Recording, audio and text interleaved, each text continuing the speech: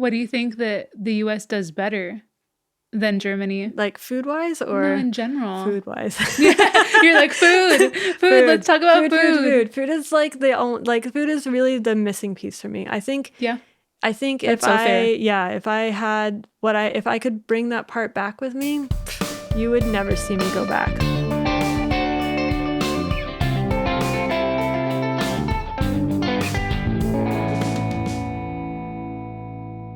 Howdy und servus, y'all, and welcome back to another episode of The Pod Abroad. My name is Paulina de los Santos, and I am an American who has lived in Munich, Germany the last 9 years. And on this podcast, I have conversations with my international friends based here in Munich, and we share our stories, experiences, and all of that good stuff. So today I am with my sweet friend, Katy. Hello. Yes, we met at work, and she is also a fellow Texan. We've joked and said, like, are we the same person? Because we had like the last two employers that we had, like, were the same. Our birthdays are a day apart, both Geminis, both from Texas, living in Germany. It's just been a very, very unique career and life path for both of us. And yet we found each other. So that's really cool. Can you give some words, Katy, and introduce yourself? Oh my goodness. Okay. As you said, I'm Katy.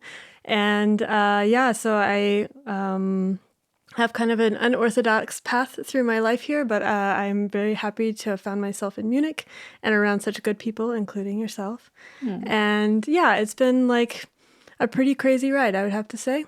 But yeah, a little bit about myself. I currently work in marketing, which I never thought I would do before, but here we are.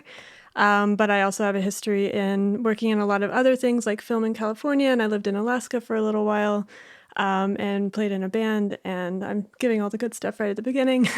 No, we're going to get into it. I love it. I know. I'm like, okay, I hope I remember everything correctly. I think that I'm really an outdoors person, and, this feels a little bit like when I'm in like a new job and when you meet the whole team and you have to introduce yourself and they're like, what are your hobbies? And I'd always it's always like running and hiking here in Munich. Exactly. It's like, I run or I do triathlons. And I was like, I don't know. I exist. Yeah. So, that's enough. Yeah, I hope so. Existing is enough. And so today we're going to get into Katy's journey from the US to Germany. She moved at the young age of 36 years old. Mm-hmm. And I think it's a very cool story because sometimes people might think that they're on a timeline. And I, of course, am a firm believer, like, time is arbitrary. And that, my mom moved to Spain at 61 years old, and I think that's freaking cool. And I think that's beautiful. So I just wanted to, get into it and say that Katy has lived in several different states as well. So from Texas, but she also lived in Alaska and California and Colorado. Mm-hmm. And North Carolina, actually, but just for a second. Wow. And I have never lived in any other state, like beyond the state of Texas. So I always find it funny when I'm like, oh, the US is like this. And I'm like, Paulina, stop. Like, actually, one state from life experiences. But you really know like a diversity of, the US and like the different vibes of the states and all of that. So I think that's also really, really cool. I wanted to kind of set the scene and talk about your life before Germany. Okay. And ask you first, so like growing up in Texas, if you can tell us a little bit about that in Austin. Yeah, definitely. Well, this is one thing that I don't get to like brag about since I moved to Germany, but when I was in the States and somebody asked me, oh, where are you from? I could proudly say I'm from Austin. I was an Austinite, second generation. This got me some cred. When I was living in Texas, they were like, oh, yeah. So this was a big deal. This is no longer a big deal. I've had to shed this part of my identity. But they have bumper stickers in Austin that say like native Austinite? Yeah, I mean, it really like means a lot. I remember when I left Austin, I left because all of the Californians were moving there and I was pissed. I was like, all these Californians, am I allowed to curse? I would curse Yeah, right no, now. you can. I'd be Go like, for it. fuck these Californians, like I'm out. And then so it's like no irony that 5 years later I was working like in Silicon Valley. If you can't beat them, join them. Exactly. It was like, this isn't lost on me. Like I realized I'd become the thing that I like hated 5 years ago. And yeah, and actually the view was great when I got there. I was like, oh, okay, not so bad. I lost my train of thought though. What was the question? Austin, right? And Sorry. like growing up there. Yeah, so I feel like I really nailed a really beautiful time in Austin because it was before, like, of course, Austin's been always like a center for culture and for diversity and for music, and it's just always had a really rich and interesting history and sort of like day-to-day life. I grew up in the suburbs, so I was right on the county line. Now, when you go back there, the county line has moved a long way, and now there's at least 4 Walmarts between where I used to live and like the county line now. But yeah, it was just like a really great time to be in Austin. So like when I think about my childhood, I think about like riding my bike and like the little trails in the, in the fields, like the rancher fields that hadn't been developed yet. How cool. I know. And like I remember hot summers going to the pool, like the neighborhood pool and stuff like that. And I really like took it for granted, Also, when I got older and I got a car, I would drive myself down to the Greenbelt all the time and hike around.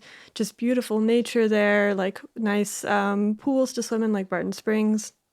And so this was like really kind of a charmed childhood there. And so it was kind of a shock and a shame. I actually didn't ever expect to leave Austin. Basically, I heard growing up that Texas was the best state, and I like fully believed it. I was like, course. oh, like why would I move anywhere else? I drank the Kool-Aid too, Yeah, exactly. for sure.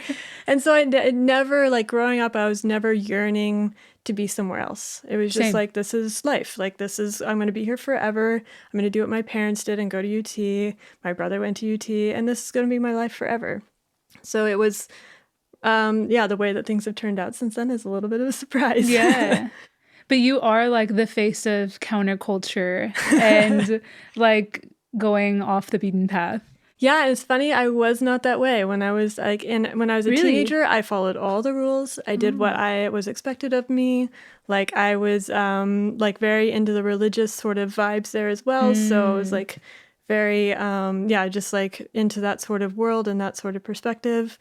And I like, drugs and alcohol were not interesting to me at all. Like my life was very simple. Like I remember I thought it was crazy when, like, if we were being really crazy, we go to Walmart and we buy everything under $1. And this was like the activity for the evening. And then we take it all and be like, what we bought? Oh my God. It's just a bunch of crap. So funny. So, or like when I got really like bad, I remember like I started hanging out with a bunch of kids, like, church boys, and we would go paintballing in the fields, or we would like buy some lighter fluid and like light it on fire in like a parking lot and like big pool. This is like, oh, we're so crazy, but this was like me acting out. This was me being a teenager. So it was all very like sweet and naive and like, I don't know, just like really, wholesome, I guess you could say. I love to hear it though. I love to hear it because I know that it's like you're not, of course, all these years later, like you're definitely not the same person. Reflection is really cool. I was also like raised very religious. And pretty similarly, like I followed the rules very diligently. I wonder like what influence that has on us now, especially in the world of marketing and communications. Is it also ironic that we ended up in Germany? I know, true. Ooh. Something our heart, like we didn't know that we wanted it, but maybe we needed it. Yeah, could be. I feel like I might need to dig into this more, like psychologically. What is it doing for me that there are so many rules, even though I like fight against them all the time? Yeah, there's got to be somewhere in the back of our head that's like, yearning for it. And just like, I mean, sometimes I'm just like, oh, I'm so sick of all the rules here in Germany, but we can all agree, like, I mean, it gives some sense of order. Yeah, well, there's definitely some like precedent for it in our past, isn't there? Yeah, for sure. So when was the moment that you wanted to move your life outside of Texas and to Alaska? How did that go down? Oh, good question.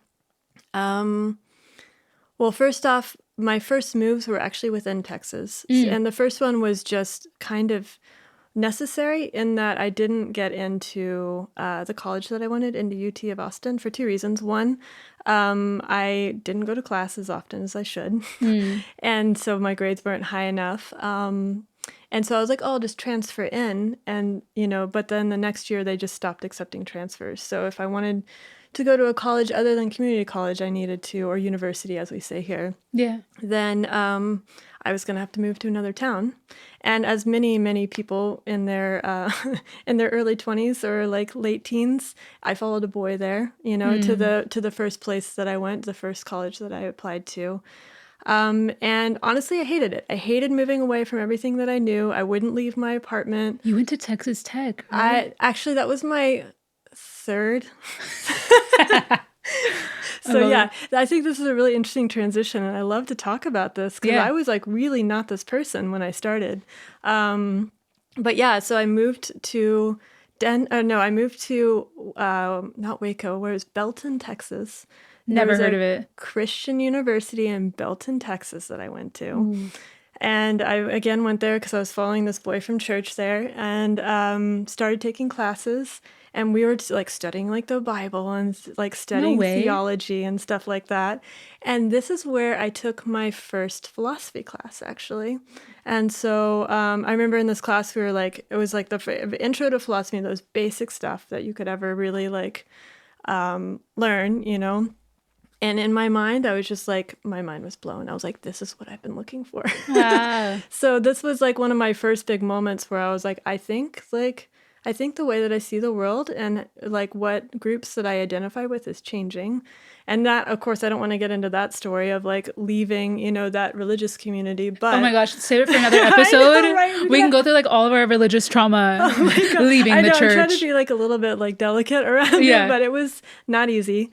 Of course. But yeah, so then after some time there, I realized like maybe I wanted to look a little bit further abroad. I followed another boy to, it was very boy-based for a little while. So I followed another one to Denton, Texas, which is north of Dallas-Fort Worth area, the University of North Texas there. Great university, by the way.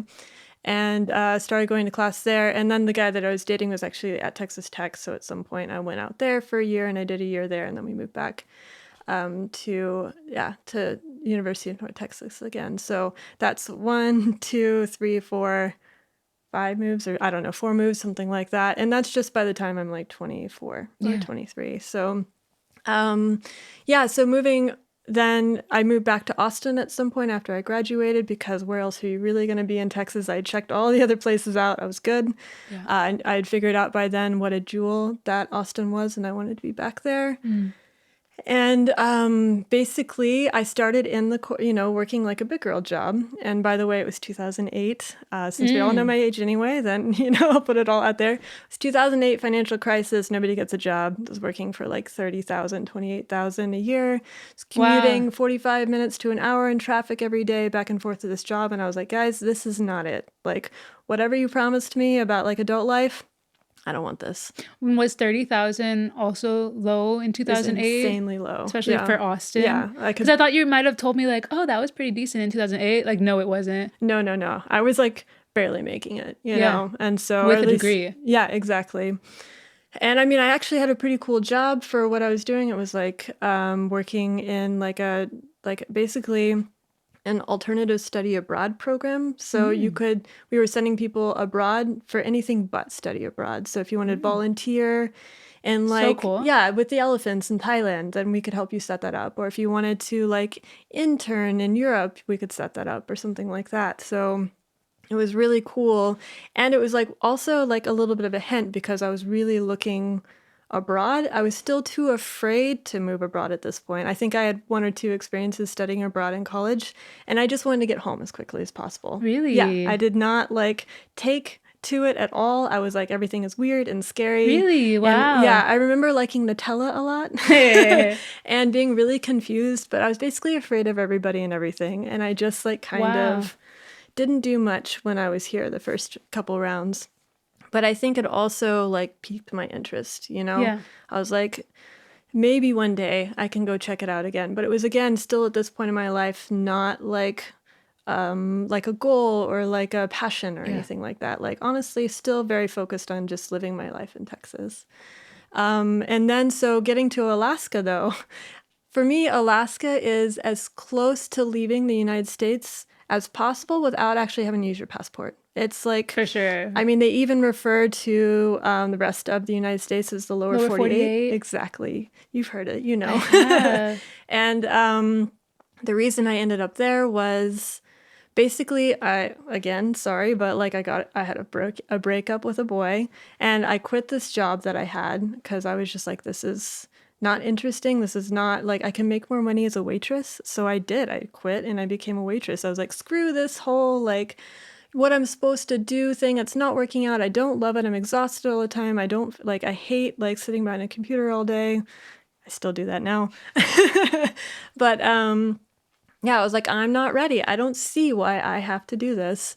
And so then that summer, my friend, one of my best friends from college, she would go up in the summers to Alaska and work there every summer as a way to like make some extra money. And she's like, Katy, this is the last time that I'm going. So like get on the boat or like this is the last time. And I was like, Wow. and in that moment that she called me and she asked me, I was like, fuck it. Like, let's do it. Why not? Like, I'll be a waitress up there, which Crazy. is hilarious because I went from, I think I was in like a fine dining restaurant, like steakhouse in downtown Austin, where we had to wear fishnets and heels and like really low cut, like black dresses and full makeup, you know, like. And then I went to like a roadhouse in Alaska. And let me tell you, like the first day I showed up to work, I wore my fishnets and No my way. No way. Yes. Did they all look at you like, oh my where God. did you come from? Exactly. Who sent you? Exactly. Like, because we were all like living in these little sheds out behind the roadhouse, because that's where the employee housing was. It was like literally a shed, like with a heater in it and like a mini fridge. And that's where I lived. And like, so I'm like putting on my like fishnet hose in a shed and like, it's like In Alaska. nothing fit, you know? So it was an adjustment to say it nicely. Yeah. No, crazy.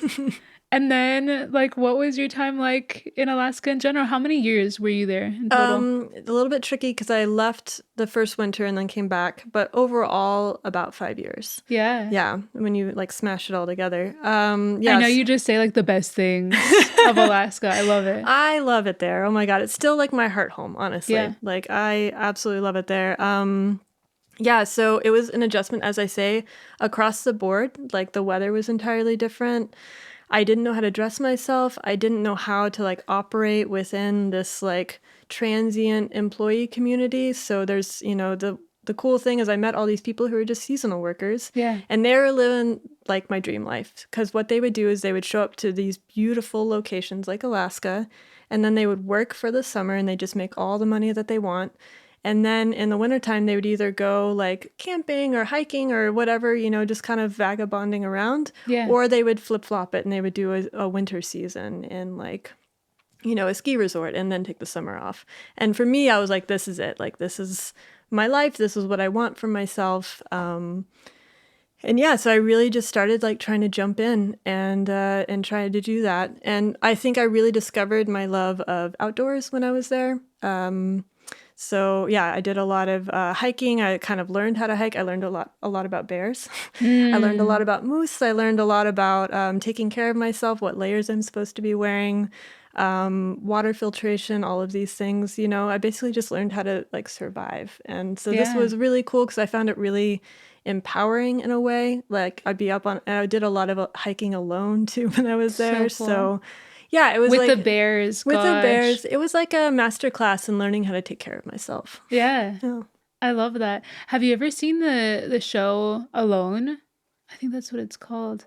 I don't think so, actually. Because like the whole concept is that like a group of people are left alone and trying to like make their way, like survive for a certain amount of days, like out in the wild. Oh yeah, no, yeah. And one of the winners, I think he was from Alaska, and my favorite quote that he said was like, "I was born feral," and I was just like, wow, like anytime Katie speaks about Alaska, I think of this guy and I think of that. Like, Yeah. oh my gosh, like you're really out there with the elements. And I think that's really cool. Yeah, definitely. I think I went a little feral when I was there. Like, definitely. Because, like I mentioned before I left, I was like wearing makeup and push up bras and like, Yeah. you know, the fishnet hose. And I think by the time I left Alaska, for comparison, I was like kind of experimenting with how often I actually had to wash my hair. I love it. And I had the no hair. poo method. Yeah, Have you heard exactly. of it? Yeah, It's like no shampoo. I was really into this. Yeah, definitely. And I was even starting to experiment with wax so that it wouldn't get dirty. Anyway, it was gross. Like,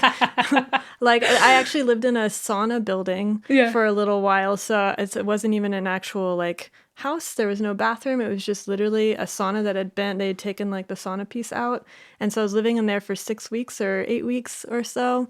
And like literally, like I was peeing outside. Like I get up in the morning. Damn. And I was sleeping on like the sauna bench with like a camping pad and my big like 85-pound dog. Oh my god. And like I was dirty. That's wild. Yeah. How do you transition from that life to moving to California in a corporate cushy job? Yeah, exactly. It's like absolutely wild to me that I left this, Yeah. you know, environment. I decided that I got really into graphic design when I was there, actually. And so I decided to, first off, get away from a boy. Do you see a thread here? And went through another breakup. And I was like, you know, like I think I need something fresh. Like I just need a new adventure. And I actually just went on a road trip to California to look around. I saw Yosemite. I cried. Like, if you've never been to Yosemite, I've never been. I cried. Like, it was incredible. It like made me feel joy again for the first time, you know. And that's coming from Alaska also, like, which is beauty. So, so after I came down and did like a week road trip, I was like, I have to move here. Really crazy story. I had $600 to my name when I did this trip. Wow. And I ended up spending 120 of it at a place like a little Airbnb. And the woman who ran it had the same last name as me. And we started talking and hit it off. And she invited me back to this like little tourist town called Point Reyes in California, just north of the San Francisco Bay Area. And she was like, if you want to come back, you can bring your dog. You can live in the like massage studio out back, which again had no bathroom and, and like a mini fridge. You're like, I can do this. Yeah, I was like, I this. know this. I got this. And yeah, and she was like, you can come clean rooms in exchange for rent. And so I was like, fuck it, let's do it. And so you moved without a job. Well, well, you had a job, but you didn't have your corporate job yet. I didn't have my corporate job. No. I moved like to this tiny town, lived in a massage studio, cleaned rooms, and like I got a job at the only other building in this entire little like pit stop on the road, and it was like a sandwich shop. Wow. So I'm sitting there like making sandwiches, which is a great way, by the way, if you have no money and you're a vagabond, to eat on a regular basis. True. This was one of my tips. I could write like a vagabond guide I on how to like I love it. live like this. Yeah, so I just like showed up there and so I was out there for a while. I was like training to be a kayak guide to see if I wanted to do that. You know, I was working at a sandwich shop, you know, and just kind of like trying to make it work. It is one of the most expensive areas in California. Yeah. So I was barely able to afford to live there. And ultimately, that's what drove me down to the Berkeley area in Oakland and San Francisco. Crazy. Yeah. At what point, like now, then you said you were in San Francisco, you had your corporate job there. At what point did you realize that you want to move to Germany? Was there like an aha moment that you were just ready for your next adventure? And I remember you saying that like you had been to Europe before and it was kind of just like, I want to get back. So how did that flip kind of switch? Yeah, that's a good question. It started with a job. Finally, not a boy, a job. Yeah. And I was working at Facebook at the time when it was Facebook. Yeah. And I was really burnt out, basically. Like I had worked there almost 2 years and I realized that I was not going to make it, basically. I'm actually pretty sensitive to stress. And so I could handle the workload up until a certain point, but as we know in the United States, we don't have a lot of vacation time. We don't have a lot of recoup time. Yeah. I mean, I would wake up at 6 o'clock in the morning and I'd check my emails and then I'd work the entire day. And at 10 p.m., I'm still checking my emails. Like it was a pretty intense job. And so at some point, the decision started with me wondering, okay, if this isn't going to work, what can I do? You know? And at this point, I really challenged myself to dream big. You know, I remember that, you know, the first time I thought the biggest thing I could ever do was like to move to New York or something. But honestly, like, I'm not really a New York person. Like, Yeah. I'm like a feral outdoor person. So It's like Munich has the best of both worlds. exactly. You It's can be great. feral-ish Yeah, with definitely. a mini New York vibe. Yeah, something like that. So I started, actually, somebody told me that master's degrees were free in Germany. And this blew my mind. And it started me down the path of just starting to research, you know, Yeah. because I had wanted to move abroad before, but I was afraid of the commitment of moving abroad. Because it's not like you can just like pop out over here, Yeah. you know, and move and then be like, oh, never mind, and pop back. Like, it's like a real commitment. Like, Oh, yeah. and this finally had been like impressed on me, like how much work it is to move someplace and like how far it is to get to Europe. So this seemed like a real opportunity that if I wanted to try it, this was going to be the way. And I had this very, very distinct feeling that this was like a window of opportunity and it wouldn't be open forever. And if I let this one pass, I was going to have to wait a while before it would happen again. Yeah. And so, Was it a German who told you that? yeah. I was like dating a postdoc guy at Stanford for a minute, you know, and so it was just like Shout out. something He helped I you know. with that little He piece of knows info. who he is. Yeah. But yeah, it was crazy. Like he just dropped that little piece of information. Did you know? You know, and Changed that's everything. like, yeah, it changed everything. That's And how it was for me too. really? I like met a German guy. He had like long blonde dreadlocks. Shout out Julius. At one of my internships that I had in Poland, and he said like, you're complaining so much about how expensive it is to study in the U.S., but like, do you know tuition's free at public universities in Germany? Yeah. This is in 2015, and I didn't. Yeah. I didn't know, and literally, just somebody telling me that changed everything. Yeah. It's crazy. I try to tell as many people as possible now. Yeah. Like, it's really like almost like obnoxious in conversation, like out of the left field. Like, did you know, by the way, to whoever I'm talking to, you know? Because, yeah, you never know when some opportunity like this, you know, it's just even finding out about it can change your life, you know? Yeah. So you applied. Yeah. How many universities did you apply to? Ultimately, there were 3 in Germany, but I did a lot of research first. Like, I was like, okay, cool that Germany allows this, but what else don't I know? So I went down this path of like, I was like, man, wouldn't it be nice if I went someplace where I could speak English? Yeah. So, of course, I checked everything. Like, I checked all the universities. At this point, I was even willing to like pay money. So I was even looking in private universities as well, because even private universities cost a fraction of what I would pay. In the U.S., And I didn't mention it earlier, but I always wanted to go back for my master's degree. Initially, when I graduated with my bachelor's, I wanted to stay in academia, but I couldn't afford it, basically. Yeah. So it's a sad reality of many in the U.S., right? Exactly. Yeah. It's like I always wanted to like be a teacher and like work in these fields. Like I loved being in like, you know, in places where people are trying to learn new things. So it was, you know, it was a way to get back to some thread that had been, or like some door that had been closed, like was suddenly open again. And I was like, I want to be a student. And like also when I'm burnt out, like how incredible does it sound to have student life again? Like, you know what I mean? Like, yeah, I'll wake up at 10 and go to 2 classes and then like study in the like quad afterwards. Yeah. And hang out with your new friends. Yeah, exactly. And so, I started applying.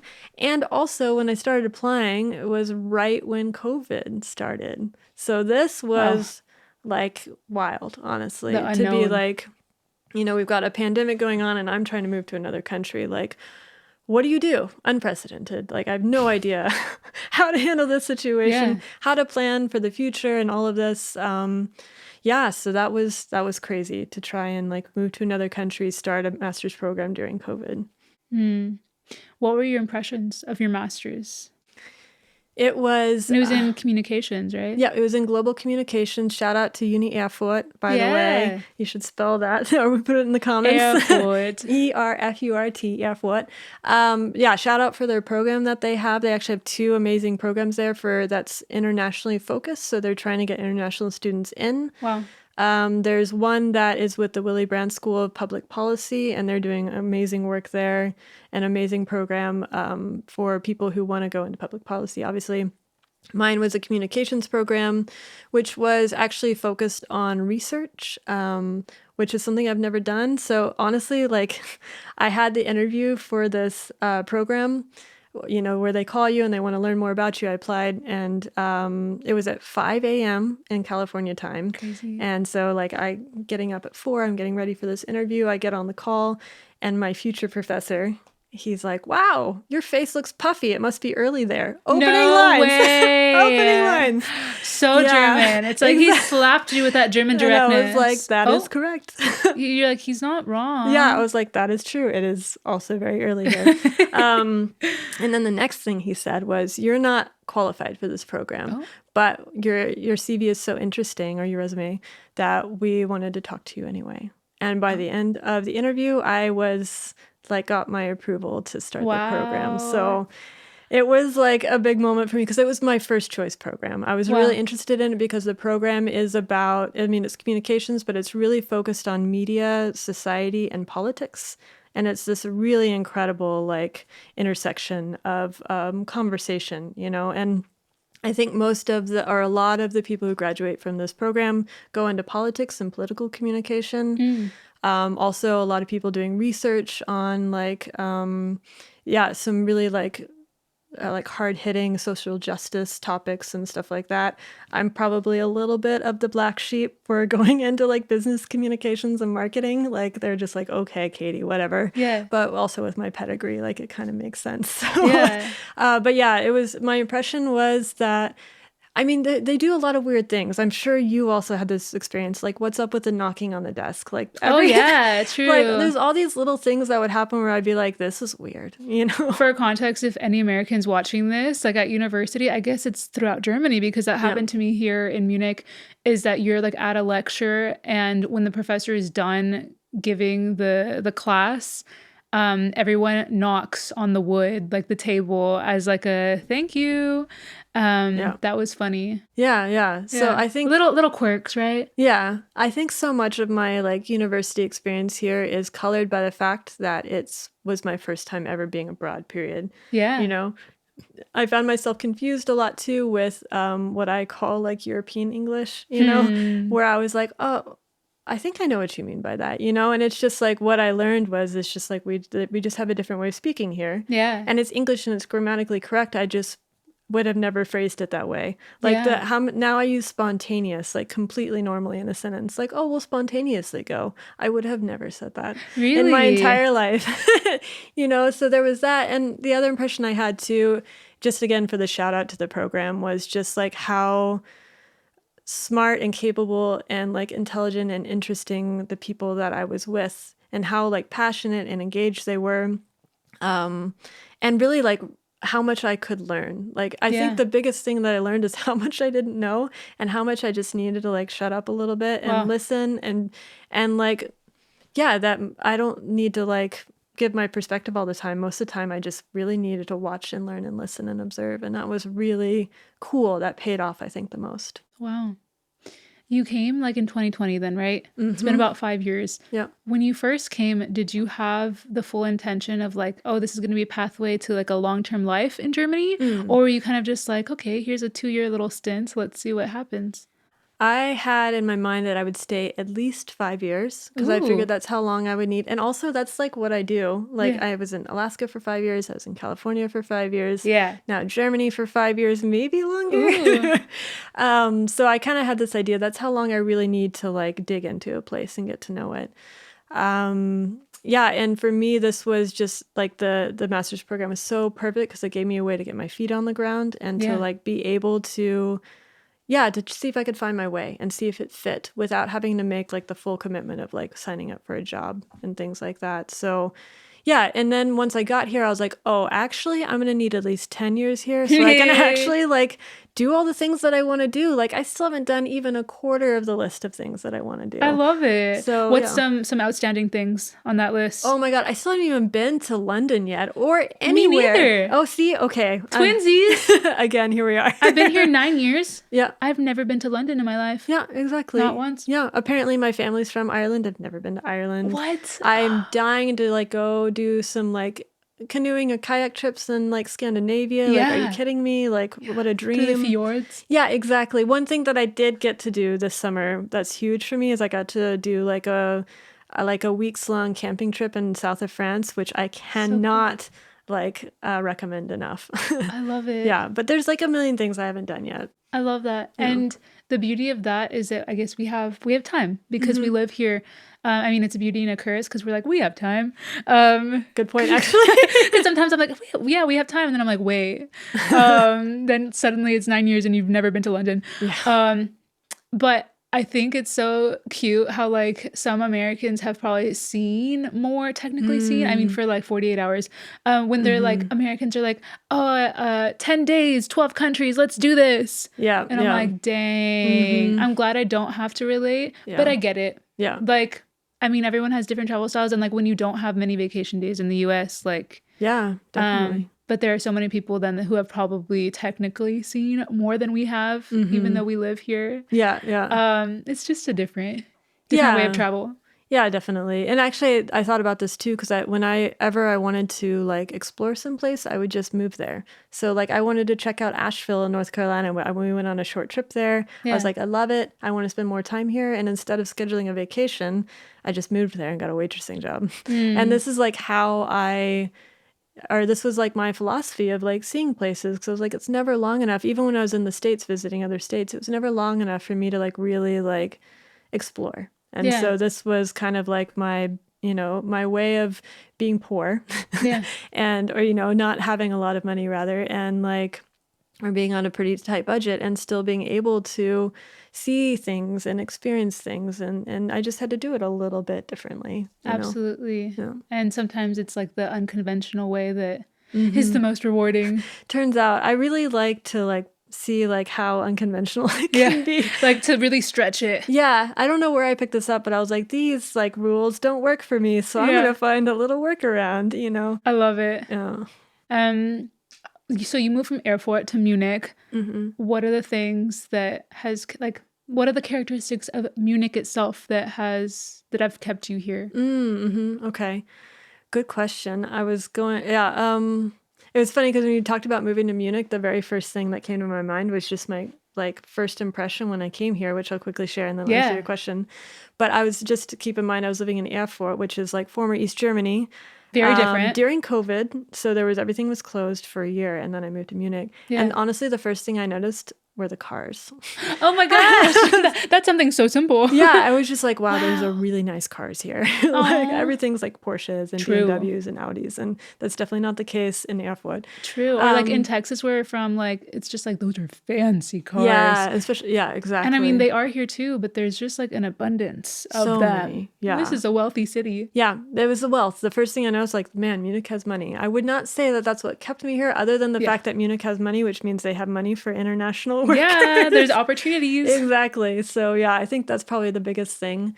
But honestly, like I think a big reason that I wanted to stay here is that I want to like settle down. Like this is actually, I've been saying this for like almost 7 years now. We're like, I'm gonna settle down. Yeah. And it just never happens. And I'm like, so honestly, a big part of it is just being in one place, and I have to say Munich is a really comfortable place to do that. Like, again, I moved here during COVID, so it took me a while to feel comfortable here and to understand what Munich was even about. I mean, when I moved to Munich, I was still in this pattern of that I had this rule for myself that I had to be out of the house in the morning by 10 a.m. at the latest. Ooh. And I don't know if you've been out in Munich before 10 a.m., but I promise you there's nobody on the street. It's quiet. Like, it's like a ghost town. This city sleeps. Yeah, they sleep in. Good for them. Also like past 10 p.m. Yeah, ghost also town. True. Yeah, also true. And especially during COVID. Like, obviously, nobody was out before 10 a.m. during COVID. Like, what's the point? Yeah. But me, I was like, I'm in a new city. I want to explore. Cute. Like, I am like also still driven by like the, demon of productivity that we, may have inherited from those American genes. Yeah, exactly. It's like, you got to like do it, get out there. Get your ass up. Yeah, exactly. Figure it out. Yeah. So, yeah, it was like such yeah, there's just so many things here, though. And I've seen you talk about it so much on here about the perks of Munich. And like, do you agree? Yeah, with I would those? say overall, like, it's funny because I'm a little bit like, Munich's great, it has this little village vibe. And for me, it's like straddling like city vibe with like a village vibe. And this for me is always a little bit disconcerting. Yeah. Um, and I like it. Like, I'm really happy to be here. And I can't think of another city in Germany that I'd rather live in, Mm. other than Hamburg, Hamburg, actually. maybe. How did you I know? remember you saying Yeah, because I you might you have could be you said. could be a Hamburg girly I with could just be the a Hamburg. weather. Yeah, exactly. See, took the words right out of my Yeah. mouth. So, yeah, so I think it's like as good as it gets for me in Germany. Like, it's really fantastic here. And yeah, honestly, like, Paris feels like a city that I would like to live in, or I'd like to live in like, like the country somewhere on the land. Mm. But like Munich is this funny, like, straddling those two worlds, and I never quite fit, with it. But Did you just say on the land? on the land. You're so German. Auf I dem know. Land. I was like, how do we say this again? And the country The doesn't feel right countryside. anymore. The countryside. The countryside. Thank you. Auf dem Land. Auf dem Dude, I'm Land. so proud of you. Look at you. You're just I like know. on the land. I wonder what my friends think when they talk to me now. I love it. Yeah. I love it.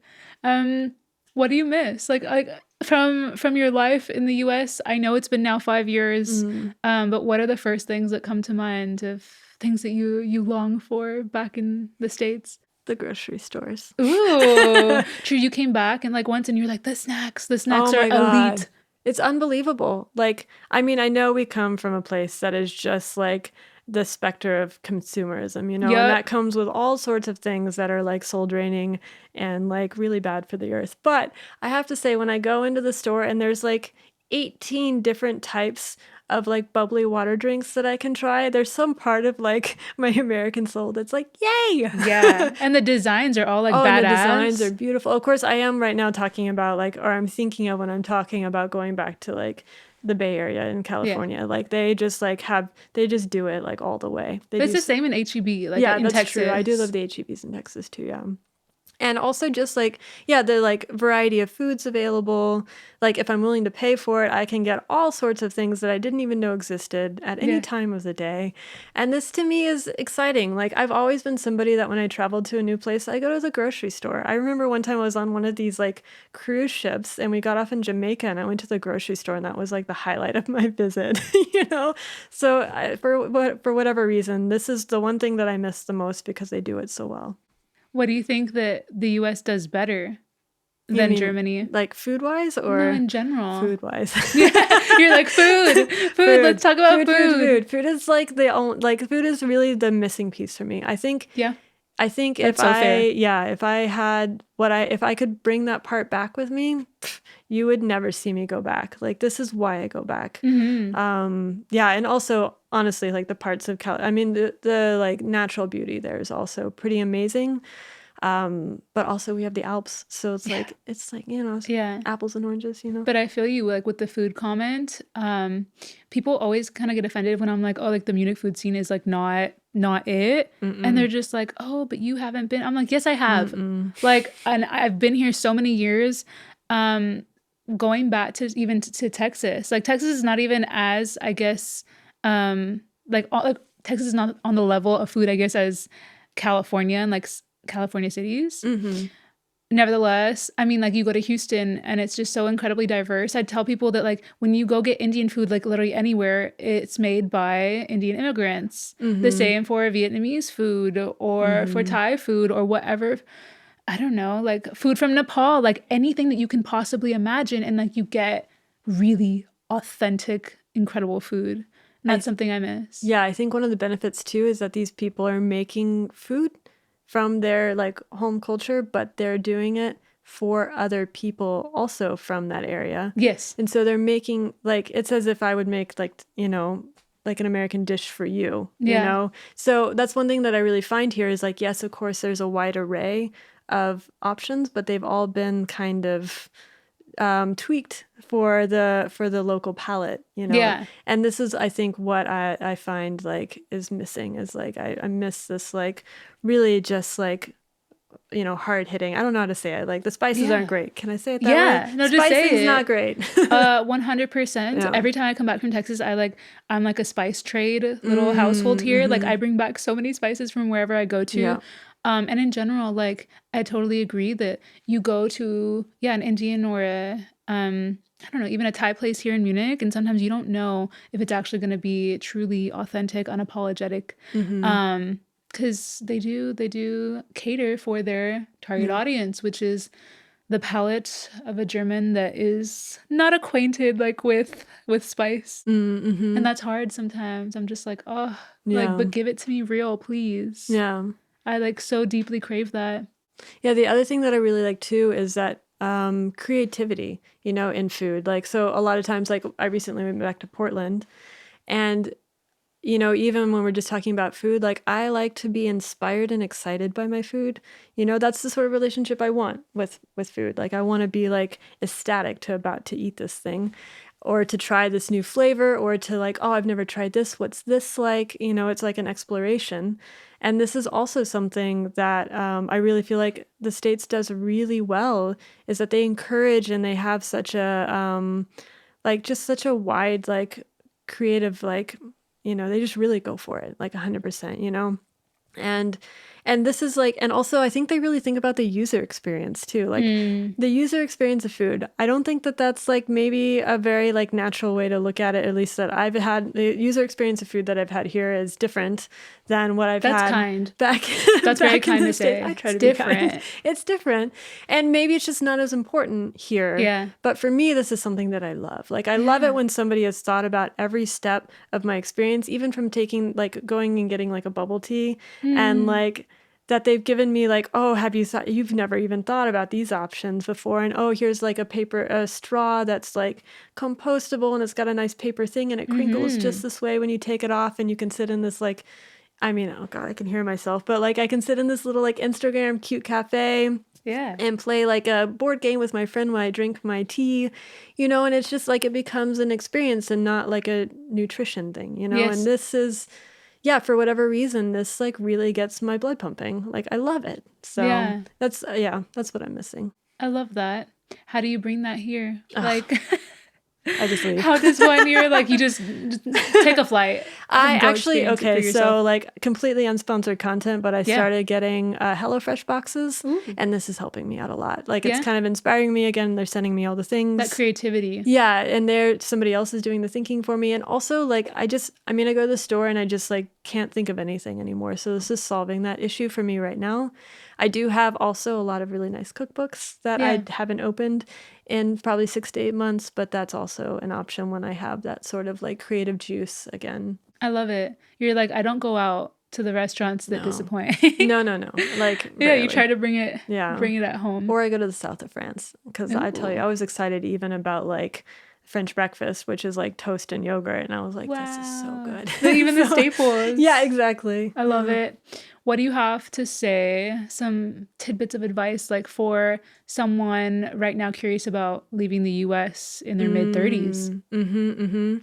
I say go for it. It's never too late, first off. Like, Hell I yeah. had this idea. Also, like, in my like mid to late 30s, I was like, oh, I mean, you heard my like pedigree or what I came from. Like, I did not do any saving for retirement Yeah. in my 20s, like, at all. In the 30s, like, maybe a little bit, but I was still job hopping so much. So this was like, I really had to take this moment and be like, is this the right choice for me? Or like, did I miss the boat? Like, what am I doing? Like, what do I think is really going to happen? I was only one other person was older than me in my like master's program. Oh, Like, this was like, I was definitely like a solid like life stage, in a different place than all of my other colleagues. And I had or my other co-students, or whatever we call them. What do we call them now? colleagues. Colleagues, yeah. But you owned it.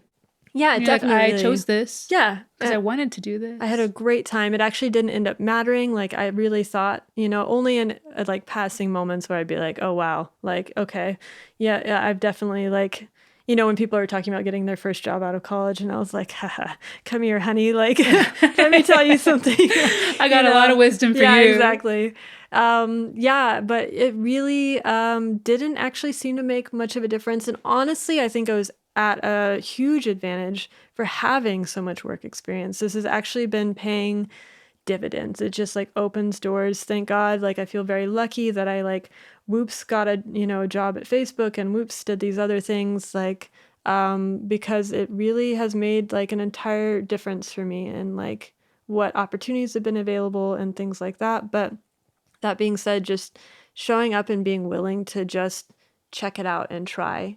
And what I've really found too when I've been talking to people is most people who are even like thinking about it, they have what it takes. Like even just being willing to ask the question. Yes. That spark. Yeah, that spark, that like curiosity, that's what does it. And it's hard, but if anything, like being a little bit older made it easier in some ways because like I kind of already had my set of priorities. I know like what values and principles I have in my life. I know it's important to me. I know what jobs aren't a good fit for me. And so I didn't have to like make those like discoveries, to say it in a nice way, not mistakes, but discoveries. I didn't have to do those also then in a different environment with different like rules and, all of this stuff. I had at least that like base foundation down. So beautiful. Like that solid footing. Yeah. And I've met a lot of people who have moved here in all different age ranges. Like some of my friends are actually in their 50s and had moved here. So cool. Yeah. I have a couple of those. And like, yeah, I mean, usually they move here with like a job already, which is awesome. But like across the board, everybody I've spoken to has had mostly positive experience and that they're all pretty happy that they did it. I love that. So just do it. Yeah. Do you have a message for the Katy 5 years from now? What would you tell her? Oh my God. I would probably tell her not to worry so much about saving for retirement and future planning. One of the perks, obviously, and I know that you've talked about this before, are just like the benefits that we have as being working in this social structure here. But I think in general, like every time I watch these, like videos or like hear these people who are then older talking to their younger selves, they're like, dude, just go live your life. And I think I would probably say that to Katy in 5 years, like, Katy, just go live your life. Like you're doing fine. Everything's fine. And like really everything is okay and it's going to be okay. And so then the question is, what then? So if you're not worried about that, what are you like focused on? And I think this is a really like great place to put my energy. Yeah, I love that. Cheers to like that big question mark of like where that energy will be flowing into then. Yeah, love definitely. It. Thank you so much, Katy. Yeah, for your time today. I had a lot of fun going through your story. Of course, we've known each other for like 2.5 years. Yeah. And I knew a little bit, like the bits and pieces of it, but it was really cool getting to kind of dig in and share that with everyone here. Yeah. And I think that you're such a cool inspiration for many, that it doesn't that fuck the numbers, like fuck the timelines. To go for it. Yeah, I loved the questions. I really feel like I had to like dig for these. I didn't know the questions before she started, by the way. Like, on the spot. But yeah, like, I really thank you for asking those questions. I really feel like it brought me back to like an earlier version of myself and like what even got me here. So absolutely. You. I think it's always so important kind of to like have that bit of reflection in our lives. Cause I think sometimes I can't, speak for everyone, but like for myself, I'm such a person that is thinking like 10 steps ahead. I can hardly like live in the present. And I'm kind of just like, thinking ahead and like worrying, and not seeing like the past. So what are you going to tell Paulina in 5 years? Ooh, that things always fall into place. They always do. Whether or not you're, having stomach issues and like, because of anxiety and whatever, that we have the drive and that like with that drive, like things always fall into place. They like even in like my darkest times here in Germany, like where I was just like, I don't know what I'm doing. Like I live to see another day. Yeah, I'm still here. Right like here. I'm still here like 9 years later, like even through like the what the fuck moments, like how am I going to get through this? I guess we still all kind of wake up and life goes on and like we figure it out along the way. So I guess less stress. I hope she's there chilling and like confident and able to live in the present. That's really important. I have a feeling she's going to have more great outfits from the San Antonio thrift stores too. Ooh, I love I that. see this for you. I see my future and it's bright. I love the thrift that I do. Thanks so much, Katy, for a wonderful episode. And yes, if you guys have made it to the end, thank you so much for listening. Consider subscribing, liking, give a comment if you related on any of this. And yeah, until next week. Thanks a lot. Bye. The Pod Abroad's video, audio, and music is produced and edited by Tim Teherne. Make sure to give us a follow and leave a comment if you like this episode.